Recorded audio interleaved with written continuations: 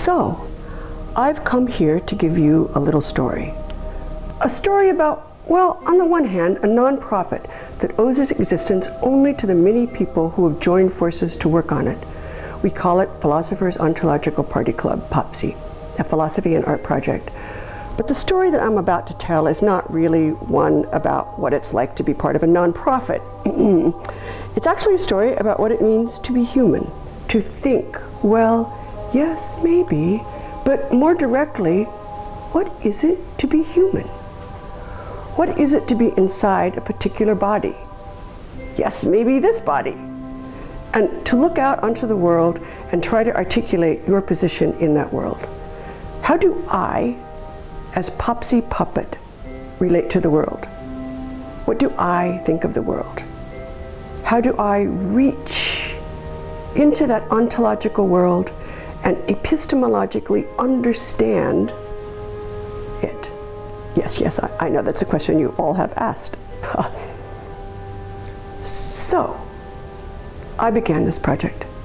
It occurred to me that art and philosophy are the same in that they are this one person's voice, this singular individual who's looked out onto the world and said, this is what it's like to be me. Philosophers and artists are similar in that. And then that voice gets thrown out into the world, maybe sometimes spewed out, and interacts with others' voices.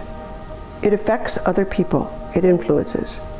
So there's this wonderful bumper car effect. One person's thought coming up against the sensibilities of another person, sometimes melding, sometimes crashing.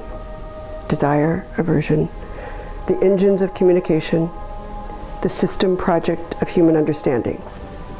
And I, little puppet that I am, thought, how to focus on this process? How to show this interaction between the one voice and the many voices? Well, I just decided to jump. I came up with this plan, a rather good one if I do say so myself, of simply showing my voice, how I articulate my life, what it is for me to be in this body, and how I see the world. I do that both verbally in writing and visually in artwork.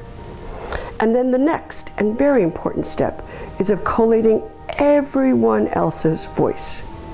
It is this that all of us who work on POPc are interested in. Yes, I know that sounds like a lot of work, collating everyone else's voice, making paintings, writing books, and phew, am I tired. But the truth is, there is this span of time that is called life. And as I unwillingly am pulled through that linearity of time, I will, cease to exist. I honestly have nothing else to do but to say out loud how it all seems to me. All these paintings have been flashing behind me are works I've done for various POPc projects. We are on our third project. Each project's topic is governed by what I'm working on at the time. So the first one was nominalism and the work of the philosopher Nelson Goodman.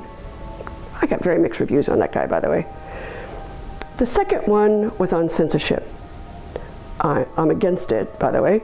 And the third one, the one we're doing right now, is art as cognition.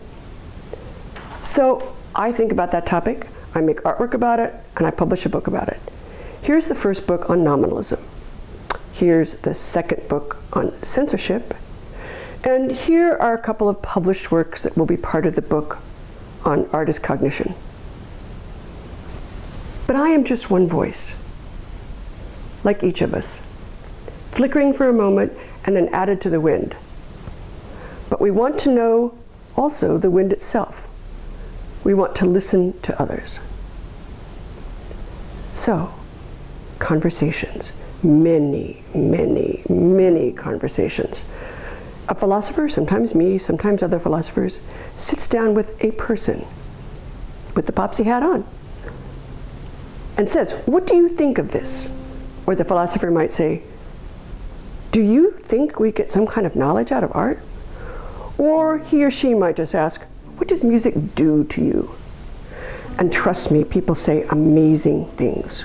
Ordinary, everyday people have deep wells of thought that they are generally not asked about, and yet they yearn to articulate it, because there is so much pleasure in just knowing. All of us look out into the weird ontology of the world and wonder, puzzle. Try to make sense of not only it, but of my reaction to it. What do I get out of music? What is happening to me when I stand in front of an artwork? How does all of that help me to cope with the onslaught of, the sandstorm of information that comes into me? And so, we go into bars and talk. Various bars, both dives and fancy. We go to Grand Central Station in New York City. We go to the sidewalk outside City Hall in Philly. We go into bodegas all over Brooklyn. We sit down next to the deli counter and hold a conversation with someone who has walked in to get a ham sandwich and walked out knowing so much more about their own thoughts. We go into city parks and set up the POPc tent. We listen. We listen. And then we hand over to others all of these luminous, flickering thoughts, so others can hold them for a moment before they slowly eke out, returning to that oceanless ocean of neutral data.